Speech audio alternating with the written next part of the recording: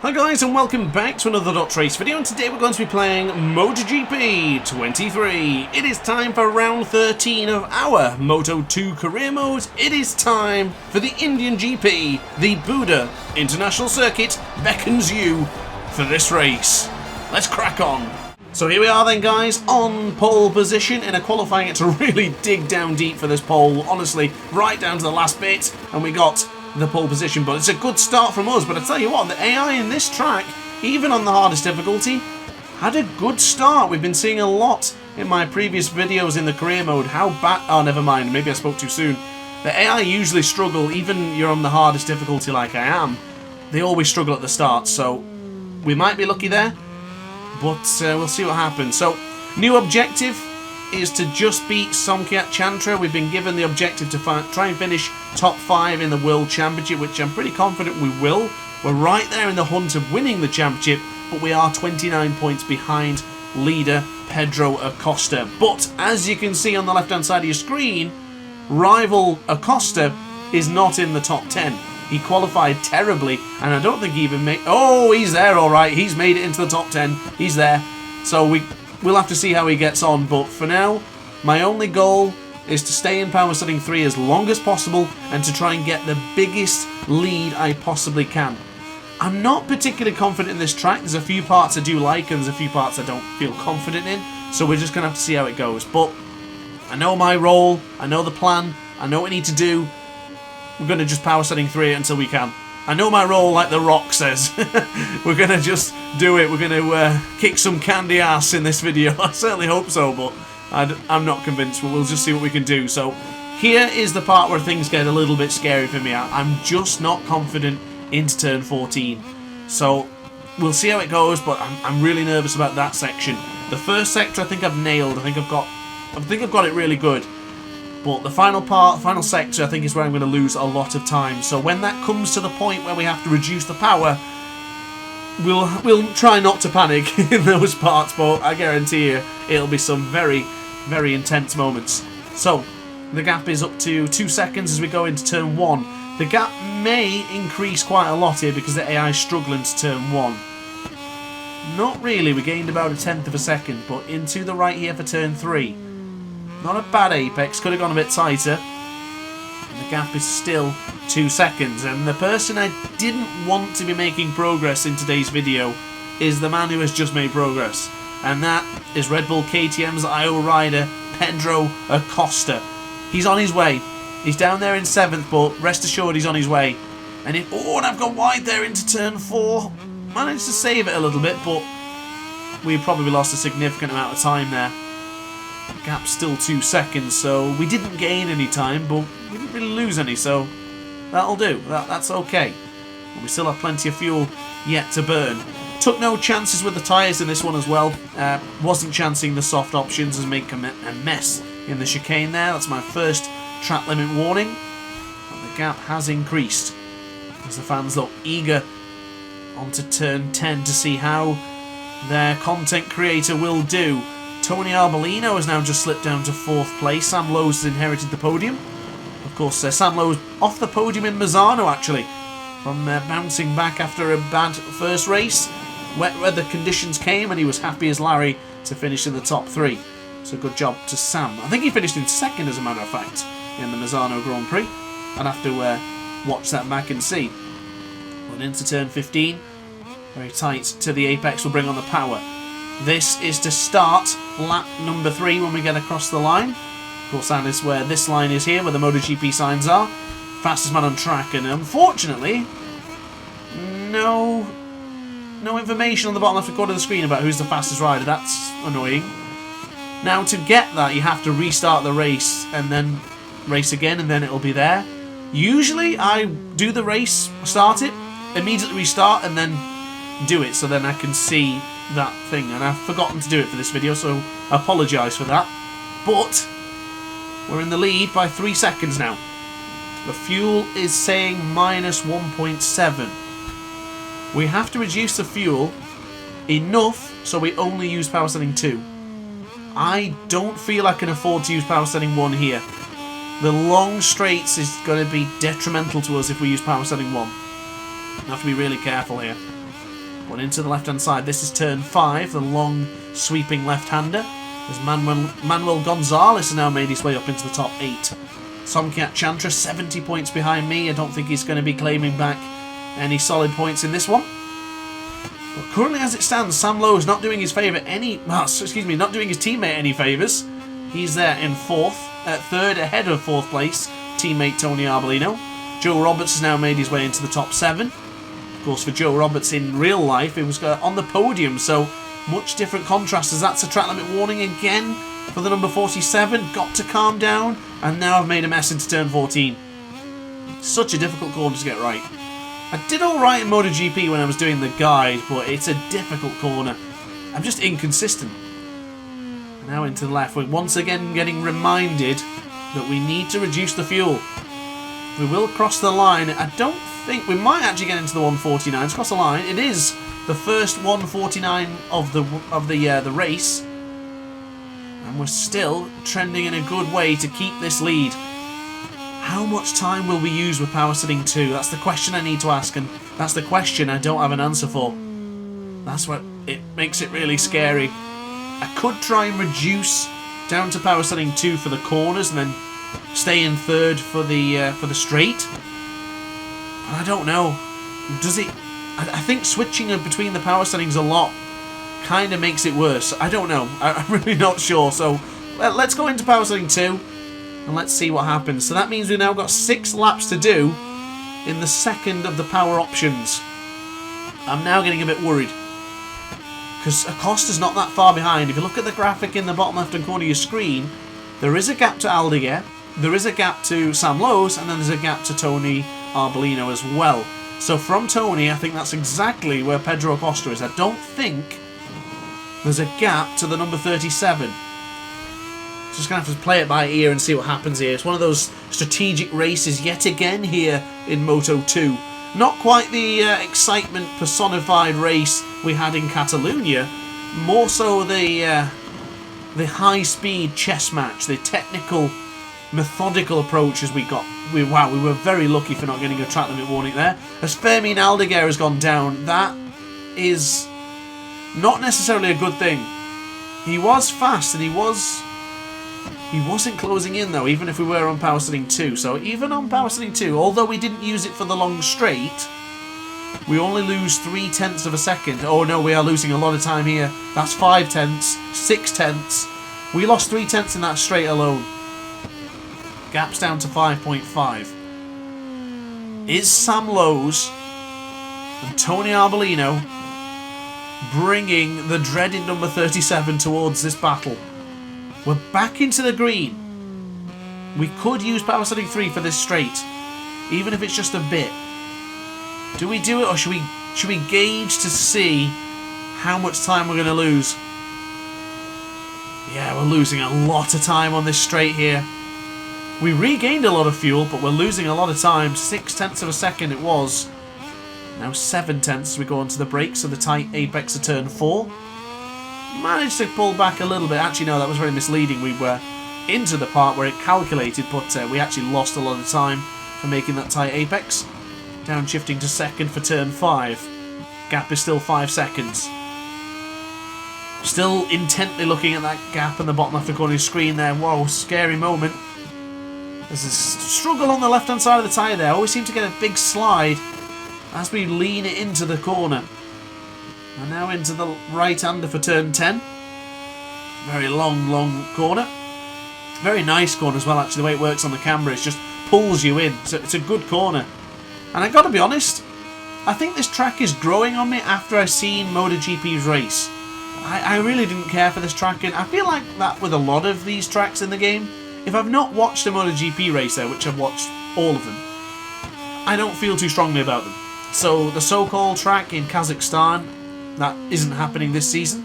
The Kimi Ring, which we never ever see in a MotoGP race, although it was in the game 4 or 5 times, I never could really resonate to those tracks because I've never seen the riders do it. So yeah, that's a point for another video, I would say. Went into turn 1. Did I just see Sam Lowe's and Tony Arbolino exchange position then? I thought briefly they'd just changed. Maybe it was someone else, but I thought I'd seen something in the corner of my left eye. or on the left corner of my eye, should I say, as we bring on the power. Again, we're going to be losing time. But even if we haven't used power setting 3, we're only on plus 0.9. If we get to 1 lap of fuel, I'll start using power setting 3 briefly for the straights, but gap being 4.7, as long as we don't falter, we should be good. How much time are we losing? So if we consider our fastest lap, we were gaining about half a second on the AI on a 149. I'm guessing they're doing around 150s or 153s, 152s. So that's going to pull back a lot of time if we keep losing so much time for being on this lower power option.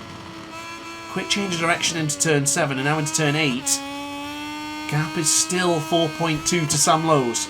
Would be a great result for the British fans. Of course, Jake Dixon took pole position here in real life Moto2, but was taken out in the race by Alonso Lopez. Now into the left for turn 12. Another fast change direction into the right-hander of turn 13, and the gap has come down to 4.6. Are we managing it? We might be. Still doing laps a second worse off than we were. But this is the scary bit, isn't it? Into the left for turn 15, we are losing time and we're losing fuel. 4.1 seconds it is. Across the line. Yeah, that's not a good lap time, but it's pretty much the same where we were in the past 2 laps. Oh no, past 1 lap. The other lap before that was a second quicker. But I think that was because we did use power setting 3 for the straights. A lot of questions here, guys and gals. Very nerve-wracking situation to be in, because we're going to pull back some vital championship points here on Acosta. I will remind you, we're about 29 points behind the championship leader, Acosta. So if we finish where we are now, it's 25 points for us, and 11 or 13 for Acosta, something like that. So it'd be a 15-point swing. It's pretty big for the championship. And of course, round 13 as it is, with only 6 more rounds after this one, or 7. Yeah, 7 rounds, 20 races in this one. We should be clawing in quite nicely. But there's a lot of tracks coming up that I'm feeling great and confident with, and then some I'm feeling really nervous about. So this is going to be a very interesting finale of this season. I cannot wait to see how we hopefully get this one signed and sealed. I'm still yet to decide on MotoGP whether I move up immediately, or do we guarantee we win in Moto2 first before we move up. I have seen the poll results, and it's a unanimous decision to go for MotoGP right now. So we might be going up as a runner-up to the Moto2 Championship, which has never happened to me before. Never happened in my career mode videos, and it's never happened in my personal playing either. So I don't know if I'm ready to commit to that yet, but we'll see. It is what it is. Of course, I can always play Moto2 on my own if I want the achievement. But into the left-hand side, this is the 15th corner. Nice and tight to the apex, abusing the rumble strip well and truly. But across the line in a moment, we have a look at the pit on the right-hand side. They're trying to see my number. I can't actually see it. We did a 151.7, so still very consistent. 3 laps. Mistake going into turn 1. Get back onto the track. I'm just trying to calculate this now. 3 seconds is the gap. 2.5 is the gap. 2.2 is the gap. Oh, that big mistake into turn 1 has cost us dearly. Oh, no. I hope it isn't going to come back to bite me. Oh, hearts in mouths moment. I get nervous for this, I really do. I know it's a computer game, but it's good. It keeps you on your toes, it really does. I'm riding at my limit here in Moto2, and I've got to be honest with you, didn't really have to ride in my limit in Moto3. And I've not really had to do it in MotoGP in previous videos, but Moto2, this career mode, has made me really work hard for it. I've not been playing Ride 5 as much recently because the competition here in MotoGP 23 has been by far superior. It's been much more interesting for me as a content creator and as me as a player as well. But yeah, I did notice that, by the way, guys. I'm guessing you noticed it too. Tony Arbolino is no longer on the podium, but he's been replaced by Pedro Acosta. So we're only going to be taking 9 points away from the soon-to-be 2-time world champion in real life, of course. But a quick change of direction. Turn 13 and now into 14. Can we get it? I can't. I struggle so much in a 14. Oh, I'm getting nervous. I feel significantly slow now. I've got Power Stunning 3 to use if we need it, but do I save it for when they inevitably catch me up? Oh, the questions are so much to think about during these races. It's intense. Across the line, it's a 151.6, so even with that mistake, we actually regained back into 151.6s. I've got to say that's 4 good consistent lap times on the second power option. You can't fault me for trying. I'm giving it everything here. 120% to match the AI's difficulty. Giving it everything. But this long bloody straight will be the death of me. The gap is down to 1.9. What will it be when we go hard on the brakes in just a moment's time? We didn't lose too much time actually this time around. I don't know. I really don't know how to feel about this. Into the tight apex of turn 4, we bring back onto the power. Nice quick upshift into second. 1.6 is the gap. Sam Lowes is on his way. I hope he's not going to destroy our race here. He battered into us into Catalonia, and we lost a podium position, but we still finished on the podium. See, that's how when it comes crucial. Those 4 points we lost in that championship would be closer to our goal towards the end of the season. But I think I'm doing an even better lap time now with the pressure on, and I still can't escape the dogs and the wolves coming back. And that's a harsh track limit warning, but I guess it's true. If you go too wide, you get that track limit. That's a real big concern. The hounds of justice are on the way. The wolves, the attackers, oh my goodness, they are on their way and they're coming fast. But this has actually been a really good lap time for us. And Sam Lowes is here. I can hear him. He is really loud behind us now. We bring on the power. We get across the line in a moment to start the final lap, and I think we're going to lose a lap time. We're going to lose a position. It is the fastest lap time for us in the recent Power Stunning 2 runs, but is it enough now to hold on for the 25 crucial championship points? That was a great entrance into the first corner, looking really promising to hold on to the position. Great into turn 3 as well. This is now the time that we call upon Power Stunning 3. I have saved this for numerous laps for this moment right now. We should keep the lead. We're still good, and we gained a little bit of time on Sam Lowes. Let's get back into Power Stunning 2 and play it safe. Acosta was briefly up into the top 2 then. Acosta's back into the top 2. This is not going to happen. I don't want this to happen. Please, no. I've still got fuel to burn just in case we need it, but I think we need that for the long straight to finish the race.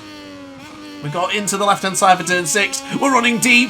Sam Lowes has got way more grip. He's got way more speed as he goes into turn 7. Well, he's run it deep. Quick change of direction. And we're back up into the lead again.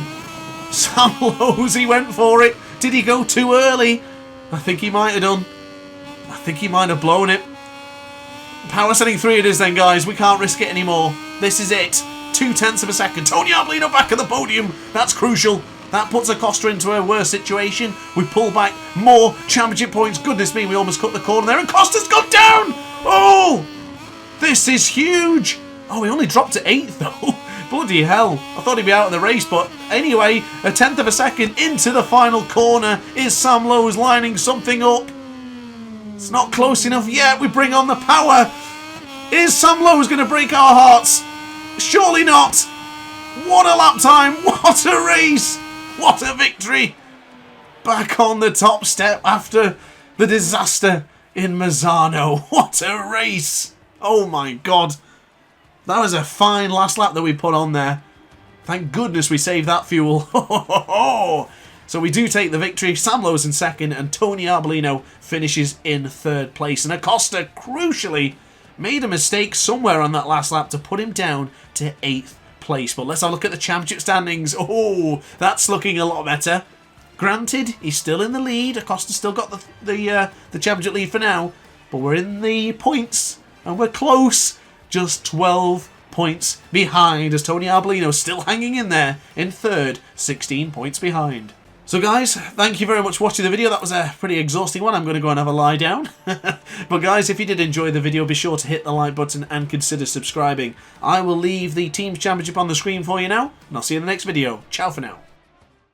Oh hi, didn't quite see you there. Good to see you're still here. If this video didn't quite sate your appetite, then why not watch some more DrAce content by clicking the video shown on screen now. Furthermore, if you would like to follow me on social media, you can do so now with the links down in the description. Consider subscribing so you don't miss a single DrAce video.